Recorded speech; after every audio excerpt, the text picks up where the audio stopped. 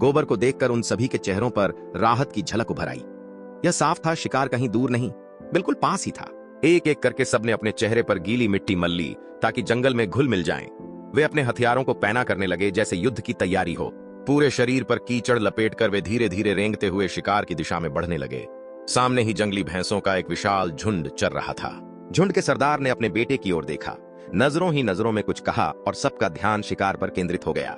लेकिन भैंसों की संख्या उम्मीद से कहीं ज्यादा थी। इसी बीच भाग दौड़ और अफरा तफरी में लड़का झुंड के बीच फंस गया और भैंसों ने गुस्सा में आकर उसे पहाड़ी से नीचे गिरा दिया। झुंड का सरदार जैसे टूट ही गया। अपने बच्चे के लिए बहुत रोया, पर बाकियों को लगा कि उसकी गिरने से मौत हो चुकी है। किसी ने पीछे मुड़कर नहीं देखा और सब शिकार के साथ वहां से चले गए। लेकिन वह लड़का अभी भी जिंदा था, वो भी पहाड़ी के दरार पर अटका हुआ। खुद को पहाड़ी की ऊंचाई पर देखकर वह घबरा गया। उसने टूटे गले से पिता को पुकारा, बार बार चिल्लाया, पर दूर तक कोई आवाज सुनने वाला नहीं था। नीचे खाई बहुत गहरी थी। उसने कई बार नीचे उतरने की कोशिश की, लेकिन वह जगह इतनी खतरनाक थी कि एक कदम भी गलत पड़ता तो सीधा मौत की गोद में चला जाता। वह घंटों वहीं लटका रहा। अब उसकी हिम्मत भी जवाब दे रही थी।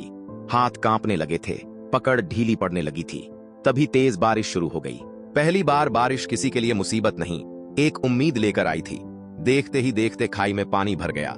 अगर वह अब गिरता तो शायद बच सकता था। पानी ने उसे एक आखिरी मौका दिया था। जिंदगी और मौत के बीच की पतली रेखा पर उम्मीद की बूंदें बरस रही थीं। बिना कुछ सोचे लड़का पानी में कूद गया। अगली सुबह जब उसकी आंख खुली तो उसकी जान बच चुका था, पर उसी टांग पर गहरी चोट के चलते रेंगते हुए पहले पानी पिया। चोट के चलते लड़के का पैर पूरा सूज गया था।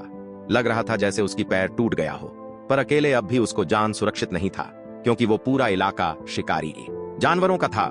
इन सब के बीच क्या लड़का अपनी जान बचाकर अपने घर जा पाएगा कि या नहीं? आगे की कहानी के लिए चैनल को लाइक और सब्सक्राइब करना न भूले। धन्यवाद।